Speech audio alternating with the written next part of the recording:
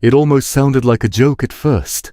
A reporter throws out a bold question, the kind that fans whisper when a player looks unstoppable. What if you don't lose again this season? What if this run just never ends? And then came the answer from Jannik Sinner. Calm, cold, immediate. No, it's not possible. It's not worth talking about that. Just like that, the fantasy was shut down. But here's the twist.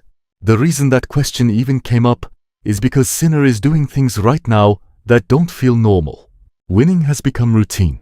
Dominating has become expected. And suddenly, the conversation around men's tennis is no longer about who might win the next tournament. It's about who can even challenge him. Fresh off another title in Madrid, Sinner isn't just winning matches, he's controlling them. There's a difference. Players are stepping onto the court already knowing they have to produce something extraordinary just to stay close. And even then, it often isn't enough. With Carlos Alcaraz sidelined and Alexander Zverev unable to find answers in the final, the gap at the top feels wider than ever. Still, Sinner refuses to buy into the hype. That blunt response in the press conference wasn't arrogance. It was perspective. Because if you zoom out and look at tennis history, you start to understand why he dismissed the idea so quickly. An unbeaten season sounds exciting, but it borders on impossible. Think about the greatest runs the sport has ever seen. Martina Navratilova once went on a 74-match winning streak in a single season, which still feels unreal. And even then, she lost twice. On the men's side, the numbers are even more unforgiving. Bjorn Borg's 49-match streak remains the benchmark. Novak Djokovic came close with 43 in 2011, a season many consider one of the greatest ever. And Roger Federer also touched that elite level during his prime. Now compare that to where Sinner stands today. His current winning streak sits at 23 matches. Incredible, yes. Historic? Not yet. There's still a long road before those legendary numbers even come into view. And Sinner knows that better than anyone.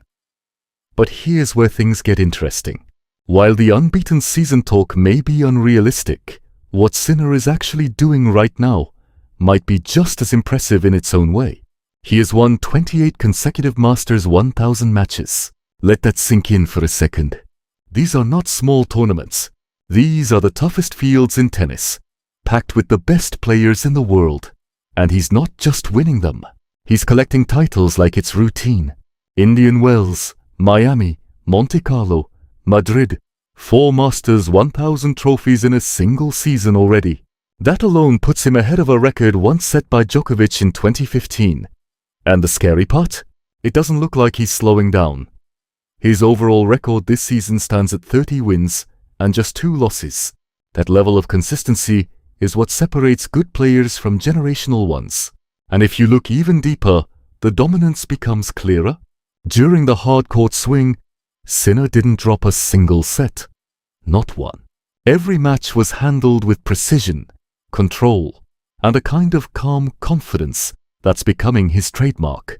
Of course, no run is perfect. His earlier streak was snapped by Thomas Mahak in Monte Carlo, a reminder that even the best can be caught on the right day. But instead of slowing him down, that loss almost seemed to sharpen him. Since then, he's been even more locked in. Madrid was another example of that focus. 6 matches, 1 set dropped, title secured.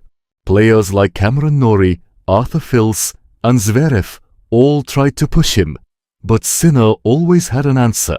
It wasn't flashy dominance. It was controlled, calculated, and relentless. And yet, despite all of this, Sinner refuses to place himself among the legends.